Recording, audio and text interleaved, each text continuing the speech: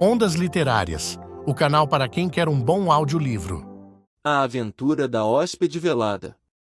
Quando se pensa que Sherlock Holmes esteve no exercício ativo de sua profissão durante 23 anos, e que durante 17 anos pude colaborar com ele e guardar anotações sobre os seus feitos, fica óbvio que possuo uma grande quantidade de material à minha disposição. O problema nunca foi encontrar material, mas, sim, selecioná-lo. Existe uma grande coleção de anuários que enchem uma estante, e aos arquivos repletos de documentos, matéria-prima perfeita para o estudioso não só do crime, mas também dos escândalos sociais e oficiais do fim da era vitoriana. Com relação a esses últimos, posso afirmar que nada tem a temer os autores de cartas angustiadas, que imploram para que a honra de suas famílias ou a reputação de antepassados famosos não sejam manchadas. A discrição e o elevado senso de dignidade profissional que sempre distinguiram o meu amigo ainda são utilizados na escolha dessas narrativas, e o sigilo não será violado. Mas condeno, com a maior veemência, as tentativas que foram feitas ultimamente para se conseguir acesso e destruir esses papéis. A origem destas violências é conhecida, e se elas se repetirem, tenho a permissão de Holmes para afirmar que toda a história dos políticos, luminares e dos sovinas será divulgada para o público. Há pelo menos um leitor que compreenderá.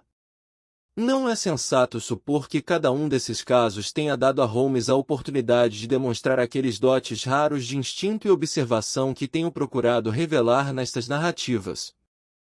Algumas vezes, para colher frutos, foi necessário muito esforço. Outras vezes esses frutos caíram facilmente em suas mãos.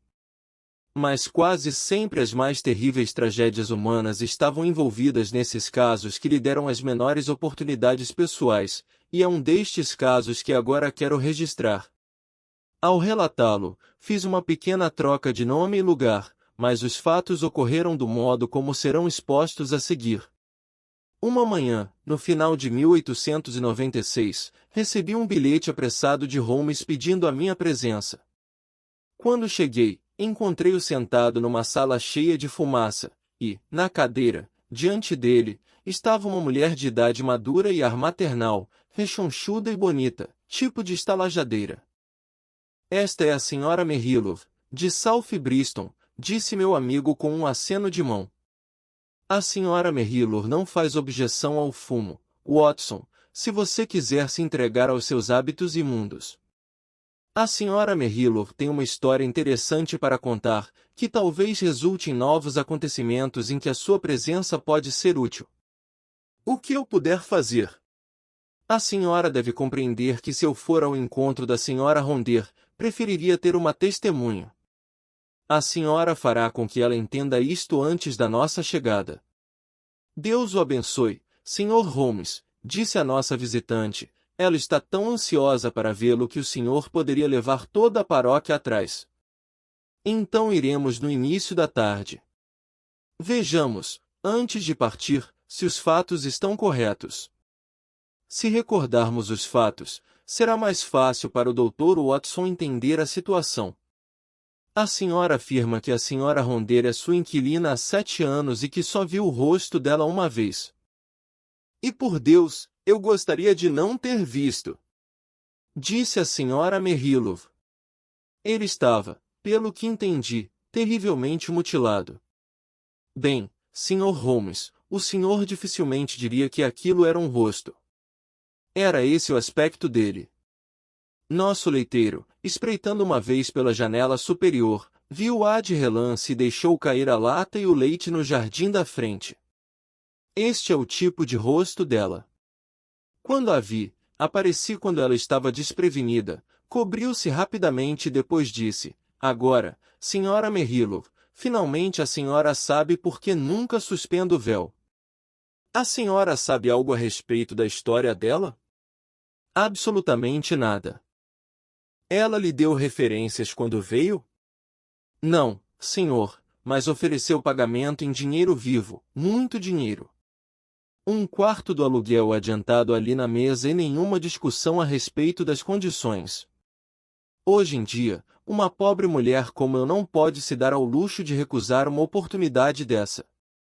Ela deu algum motivo para escolher a sua casa?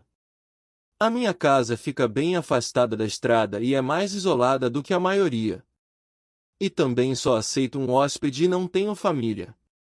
Acredito que ela tenha tentado outras e descobriu que a minha era a que mais lhe convinha. É privacidade que ela procura, e está disposta a pagar por esta privacidade. A senhora afirma que ela nunca mostrou o rosto, a não ser naquela vez, por acaso. Bem, esta é uma história extraordinária, muito estranha, e não me surpreende que a senhora queira que seja investigada. Eu não, Sr. Holmes, estou perfeitamente satisfeita, contanto que receba meu aluguel. O senhor não poderia ter um inquilino mais sossegado, ou que lhe desse menos problemas.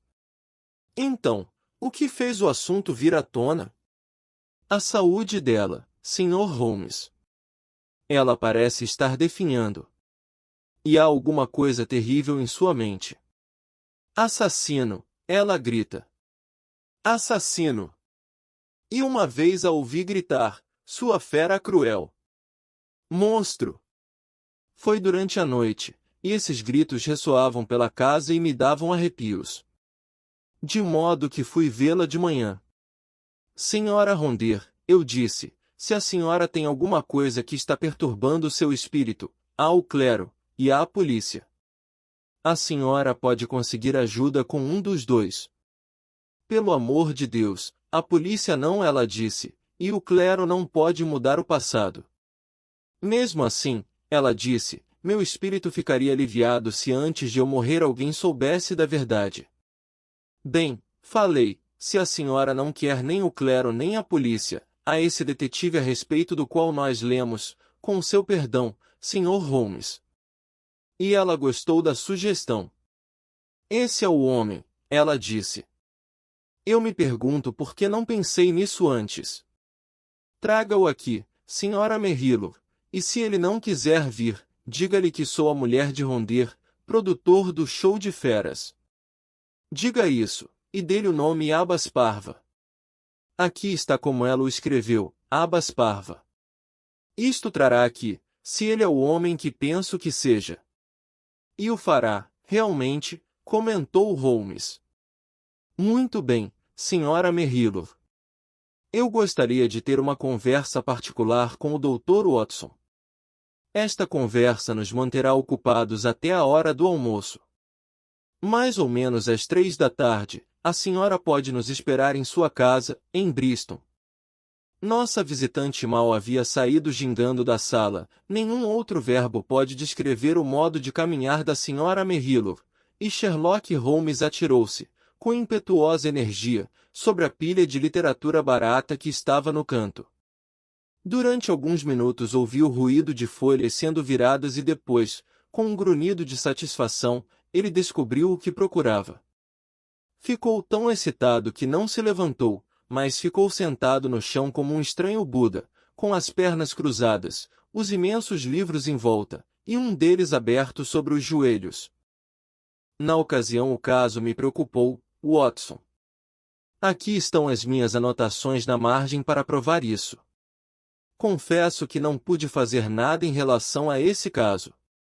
Mesmo assim, estou convencido de que o investigador estava errado. Você não se recorda da tragédia de Abas Parva?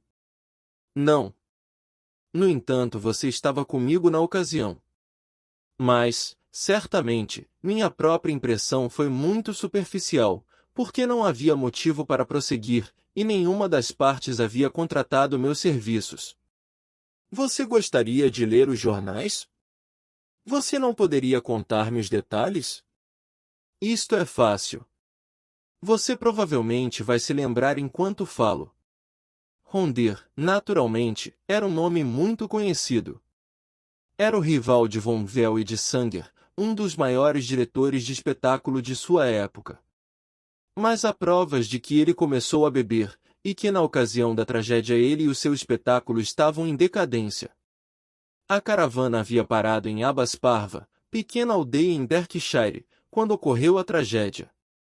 Eles estavam a caminho de Wimbledon, viajando por estrada de rodagem, e estavam apenas acampados, e não dando espetáculo, porque o lugar era tão pequeno que não pagaria os custos. Eles tinham entre suas atrações um leão norte-africano muito bonito. Seu nome era Sahara King, e os dois, Ronder e sua mulher, continuavam a fazer exibições dentro da jaula do leão. Aqui, você pode ver, está uma fotografia da representação, e você percebe que Ronder mais parecia um porco enorme, e que sua esposa era uma mulher magnífica. No inquérito, depoimentos diziam que havia sinais de que o leão era perigoso, mas, como de costume, a intimidade provoca negligência, e não se deu importância ao fato. Ronder ou sua mulher costumavam alimentar o leão à noite. Às vezes ia só um deles, às vezes iam os dois, mas eles nunca permitiam que outra pessoa o fizesse, porque acreditavam que enquanto eles o alimentassem, o leão os veria como benfeitores e nunca os molestaria. Naquela noite, há 7 anos, foram os dois, e aconteceu uma coisa terrível, cujos detalhes nunca foram esclarecidos. Parece que todo o acampamento foi acordado, por volta da meia-noite, pelos rugidos do animal e pelos gritos da mulher. Os cavalariços e outros empregados saíram correndo de suas tendas carregando lanternas, e suas luzes revelaram uma cena terrível. Ronder estendido no chão, a uns 10 metros da jaula, que estava aberta, com a parte posterior da cabeça esmagada e marcas profundas das garras no couro cabeludo. Perto da porta da jaula, a senhora Ronder estava caída de costas, com o animal acocorado e rosnando por cima dela. Ele havia dilacerado o rosto dela de tal maneira que nunca se imaginou que ela pudesse sobreviver. Vários homens do circo, guiados por Leonardo, o homem forte, e Griggs, o palhaço, afastaram o animal com varas, obrigando-o a pular de volta para dentro da jaula, onde foi imediatamente trancado. Como ele conseguirá sair da jaula era um mistério. Foi levantada a hipótese de que o casal pretendia entrar na jaula, mas quando a porta foi aberta, o animal saltou para fora, em cima deles. Não havia nenhum outro ponto de interesse nos depoimentos, a não ser o fato de que a mulher, num delírio de agonia, gritava a toda hora covarde. Covarde, enquanto era carregada para a carroça em que eles moravam. Passaram-se 6 meses até que ela estivesse em condições de prestar depoimento, mas o inquérito foi devidamente encerrado, com o veredicto óbvio de morte por acidente. Que alternativa se poderia imaginar? Eu perguntei. Você pode perfeitamente afirmar isto. Mas havia um ou dois detalhes que preocuparam o jovem Edmunds, da chefatura de polícia de Berkshire. Um rapaz esperto, aquele. Mais tarde ele foi mandado para Allahabad. Foi assim que tomei conhecimento do assunto, porque ele veio me visitar e fumou um ou dois cachimbos falando sobre o assunto.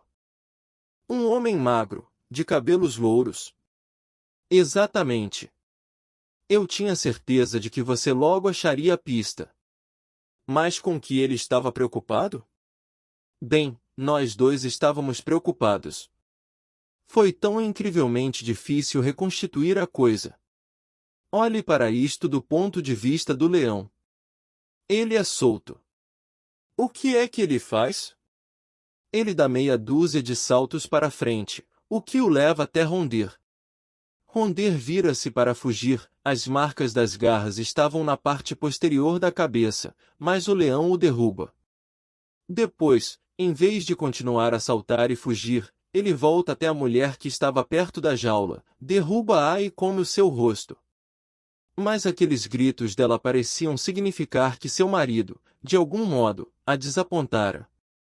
O que o pobre diabo poderia ter feito para ajudá-la? Você vê a dificuldade? Perfeitamente. E depois, havia outra coisa. Isso me volta à lembrança agora, enquanto estou recapitulando o caso. Disseram que exatamente na hora em que o leão rugiu e a mulher gritou, um homem começou a gritar de terror. Esse homem era Ronder, não há dúvida. Ora, se o seu crânio foi esmagado, você dificilmente esperaria ouvir a voz dele outra vez. Pelo menos 2 testemunhas falaram dos gritos de um homem confundidos com os gritos de uma mulher. Eu imagino que todo o acampamento estava gritando naquele momento. Quanto aos outros detalhes, acho que poderia sugerir uma solução. Eu gostaria de ouvir. Os dois estavam juntos, a 10 passos da jaula, quando o leão se soltou. O homem virou-se e foi derrubado. A mulher teve a ideia de entrar na jaula e fechar a porta. Era o seu único refúgio.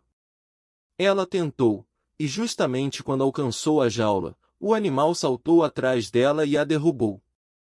Ela ficou com raiva do marido porque, ao se virar, ele despertara a fúria do animal. Se eles o tivessem enfrentado, poderiam tê-lo intimidado. Daí os gritos dela de covarde. Brilhante, Watson. Apenas um defeito no seu diamante. Qual é o defeito, Holmes? Se os dois estavam a 10 passos da jaula, como foi que o animal conseguiu fugir? É possível que eles tivessem algum inimigo que o soltou? E por que o leão os atacaria com tanta ferocidade, quando estava habituado a brincar e a fazer truques com eles dentro da jaula? Talvez o mesmo inimigo tenha feito alguma coisa para irritá-lo. Holmes parecia meditar e ficou em silêncio por alguns minutos. Bem, Watson, em favor de sua teoria existe isto que lhe vou dizer. Ronder era um homem que tinha muitos inimigos. Edmunds contou-me que quando ele estava embriagado era terrível. Grandalhão e abrutalhado, ele praguejava e gritava com todos que se atravessassem em seu caminho. Suponho que aqueles gritos a respeito de um monstro, de que nos falou nossa visitante, sejam reminiscências noturnas do falecido. Mas nossas especulações serão inúteis enquanto não tivermos todos os dados. Há uma perdiz fria no aparador e uma garrafa de montracha. Vamos recuperar nossas energias antes de fazer-lhes uma visita. Quando nossa carruagem nos deixou na casa da Sra. Merrilov, encontramos a gorda senhora obstruindo a porta aberta de sua habitação humilde mais isolada. Estava evidente que sua principal preocupação era não perder uma inquilina valiosa, e ela nos suplicou, antes de nos conduzir para cima, que não disséssemos ou fizéssemos nada que pudesse provocar uma consequência tão indesejável. Depois de tranquilizá-la, nós a seguimos pela escada reta e mal atapetada, e fomos levados até o quarto da misteriosa inquilina. Era um lugar fechado, mofado, mal arejado, como se podia esperar, já que sua ocupante raramente saía. Por conservar animais em uma jaula, a mulher parecia, por alguma desforra do destino, ter se tornado ela própria um animal enjaulado. Ela estava sentada numa poltrona quebrada, num canto escuro do quarto. Longos anos de inatividade haviam embrutecido as linhas de seu corpo, mas na época ele devia ter sido bonito e ainda era cheio e voluptuoso. Um véu escuro e grosso cobria o seu rosto, mas o véu era cortado na altura do lábio superior e deixava descoberta uma boca de talhe perfeito e um queixo delicadamente arredondado. Pude imaginar que ela, de fato, havia sido uma mulher notável. Sua voz, também, era bem modulada e agradável. Meu nome não lhe é estranho, Sr. Holmes, ela disse. Imaginei que o meu nome faria com que viesse. É verdade, embora eu não saiba como a senhora tomou conhecimento de que eu estava interessado em seu caso. Eu soube disso quando recuperei a saúde e fui interrogada pelo Sr. Edmunds, o detetive do condado. Receio ter mentido para ele. Talvez tivesse sido mais sensato dizer a verdade. É sempre mais sensato dizer a verdade. Mas por que a senhora mentiu para ele? Porque o destino de outra pessoa dependia disto. Sei que ele era um ser desprezível, mas eu não queria que a sua destruição pesasse na minha consciência. Nós tínhamos sido tão próximos, tão próximos.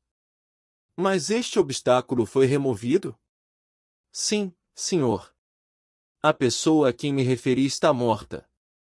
Então, por que a senhora não diz à polícia tudo o que sabe? Porque há uma outra pessoa que deve ser levada em consideração. Essa outra pessoa sou eu mesma. Eu não poderia suportar o escândalo e a publicidade que resultariam de uma investigação policial. Não tenho muito tempo de vida, mas quero morrer tranquila. Mesmo assim, eu queria encontrar um homem criterioso a quem pudesse contar minha terrível história, para que, depois de minha morte, tudo pudesse ser compreendido. A senhora me lisonjeia. Mas sou uma pessoa responsável. Não lhe prometo que depois que a senhora tiver falado, eu não venha considerar meu dever relatar o caso à polícia. Penso que não, Sr. Holmes. Conheço muito bem o seu caráter e os seus métodos, porque acompanhei o seu trabalho durante alguns anos. A leitura foi o único prazer que o destino me deixou, e eu perco pouco do que se passa no mundo. Mas, de qualquer modo, vou correr o risco quanto ao uso que o senhor possa fazer da minha tragédia. Contar tudo ao senhor aliviará a minha mente. Meu amigo e eu gostaríamos de ouvi-la. A mulher levantou-se e tirou de uma gaveta a fotografia de um homem. Evidentemente ele era um acrobata profissional, um homem de um físico soberbo, fotografado com os braços enormes dobrados sobre o peito inflado, e um sorriso aparecendo sob o bigode espesso, o sorriso presunçoso de um homem de muitas conquistas. Este é Leonardo, ela disse. Leonardo, o homem musculoso que prestou depoimento? Exatamente. E este é o meu marido. Era um rosto pavoroso, um porco humano, ou melhor, um porco selvagem humano, pois era terrível em sua bestialidade. Podia-se imaginar aquela boca perversa mordendo e espumando em sua cólera, e podiam-se imaginar aqueles olhos, pequenos e corrompidos, espalhando maldade enquanto olhavam o mundo. Facínora, tirano e bruto, tudo isto estava escrito naquele rosto de mandíbula grande. Estas duas fotografias ajudarão os senhores a compreender a minha história. Eu era uma pobre garota de circo, criada na serragem e dando saltos na argola antes de completar 10 anos. Quando me tornei mulher, este homem me amou, se é que uma concupiscência como a dele pode ser chamada de amor, e num momento infeliz tornei-me sua esposa. Daquele dia em diante eu estava no inferno, e ele era o demônio que me atormentava. Não havia ninguém no espetáculo que não soubesse desse tratamento. Ele me deixava só por causa de outras mulheres. Quando eu me queixava, ele me amarrava e me chicoteava com seu chicote de montar. Todos tinham pena de mim e todos o detestavam, mas o que podiam fazer? Eles o temiam, todos eles. Pois ele era sempre terrível, e sanguinário quando estava bêbado. Constantemente estava pronto para atacar e fazer crueldade com os animais, mas tinha muito dinheiro, e para ele as multas nada significavam. Todos os melhores artistas foram embora, e o espetáculo começou a entrar em decadência. Só Leonardo e eu sustentávamos o espetáculo, juntamente com o pequeno Jimmy Griggs, o palhaço. Pobre diabo, ele não tinha muito com que se alegrar, mas fazia o que podia para manter as coisas de pé. Então Leonardo entrou cada vez mais na minha vida. O senhor pode ver como era ele. Eu agora conheço a pobreza de espírito que se escondia naquele corpo, mas, comparado ao meu marido, ele parecia o anjo Gabriel. Ele tinha pena de mim e me ajudava, até que a nossa intimidade acabou se transformando em amor, um amor profundo e apaixonado, como eu havia sonhado mas nunca esperara sentir. Meu marido suspeitava, mas acho que ele era tão covarde quanto tirano, e que Leonardo era o único homem que ele temia. Ele vingava-se à sua maneira, torturando-me mais do que nunca. Uma noite, meus gritos trouxeram Leonardo até a porta da nossa carroça. Naquela noite, estávamos à beira de uma tragédia, e logo meu amante e eu compreendemos que isto não poderia ser evitado. Meu marido não devia mais viver. Combinamos que ele deveria morrer. Leonardo tinha um cérebro inteligente e ardiloso. Foi ele quem planejou. Não digo isto para culpá-lo, porque eu estava disposta a acompanhá-la em cada centímetro do caminho. Mas eu nunca teria imaginação para pensar num plano desses. Fizemos uma clava, Leonardo a fez, e na parte superior, que era de chumbo, ele fixou 5 longos pregos de aço com as pontas para fora, com uma extensão semelhante às da pata do leão. Isto serviria para o golpe mortal em meu marido, mas deixando indícios de que o leão que iríamos soltar é que fizera aquilo. A noite estava escura como o breu quando meu marido e eu descemos, como era costume nosso, para alimentar o animal. Carregávamos a carne crua num balde de zinco. Leonardo estava esperando na extremidade da grande carroça, por onde teríamos que passar antes de chegar à jaula. Leonardo foi lento demais, e nós passamos por ele antes que ele pudesse atacar meu marido, mas ele nos seguiu na ponta dos pés, e eu ouvi o ruído do golpe da clava despedaçando o crânio de Rondir. Meu coração pulou de alegria quando ouvi o som do impacto. Corri e abri o ferrolho que segurava a porta de jaula do leão. E então aconteceu aquela coisa terrível. O senhor deve ter ouvido falar como essas criaturas são rápidas para farejar o sangue humano, e como isto os excita. Algum estranho instinto avisara o animal, no mesmo instante, que um ser humano havia sido morto. Quando afastei a grade, o leão saltou para fora e em um segundo estava em cima de mim. Leonardo poderia ter me salvado. Se tivesse corrido para frente e atacado o animal com a sua clava, poderia tê-lo acuado. Mas o homem perdeu o sangue frio. Ouvi seu grito aterrorizado, e depois vi quando ele deu meia volta e correu. Nesse instante os dentes do leão atacaram o meu rosto. Seu hálito quente e asqueroso já havia me envenenado, e eu mal tinha consciência da dor. Com as palmas das mãos tentei afastar as mandíbulas enfurecidas e manchadas de sangue, e gritei por socorro. Eu percebia que o acampamento estava movimentado, e depois lembro-me confusamente de um grupo de homens, Leonardo, Griggs e outros, puxando-me de sob as patas do animal. Esta cena foi a minha última lembrança durante muitos meses incômodos. Quando voltei a mim e me vi no espelho, amaldiçoei aquele leão, como eu o amaldiçoei, não porque ele havia destruído minha beleza, mas porque ele não havia destruído a minha vida. Eu só tinha um desejo, Sr. Holmes, e tinha dinheiro suficiente para satisfazê-lo. Esse desejo era de me cobrir para que meu pobre rosto não fosse visto por ninguém, e de morar onde ninguém que eu tivesse conhecido antes pudesse me encontrar. Isto era tudo que eu podia fazer, e é o que tenho feito. Um pobre animal ferido que rastejou até a sua caverna para morrer, este é o fim de Eugênia Rondir. Depois que a infeliz mulher contou a sua história, ficamos sentados em silêncio durante algum tempo.